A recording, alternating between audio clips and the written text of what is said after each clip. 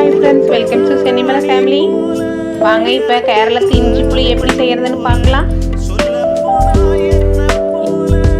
இஞ்சியெல்லாம் துருவி எடுத்து வச்சுக்கணும். பச்சை மிளகாய் இதெல்லாமே துருவி எடுத்து வச்சுக்கணும். கடாய் அடுப்பில் வச்சுட்டு வெளிச்செண்ணெய் ஊற்றிக்கலாம். எண்ணெய் காஞ்சதும் இஞ்சி துருவி வச்சுருக்கிற இஞ்சி போட்டுக்கணும். பச்சை மிளகாயும் போட்டுக்கலாம்.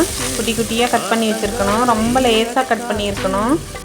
நல்லா வதக்கிட்டு கருவேப்பிலை கொஞ்சமாக போட்டுக்கலாம். நல்லா சோற வதக்கிக்கணும். நல்லா வதங்கினதும் கொஞ்சம் வரமிளகாய் தூள் போட்டுக்கலாம்.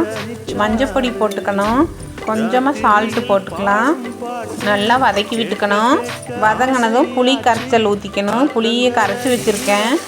புளி தண்ணி நல்லா கொதி வரணும். நம்ம வெல்லத்தை போட்டுக்கணும். ஃபுல் வீடியோ பார்க்கணுன்னா கீழே இருக்கிற ப்ளே பட்டனை கிளிக் பண்ணி பாருங்கள்.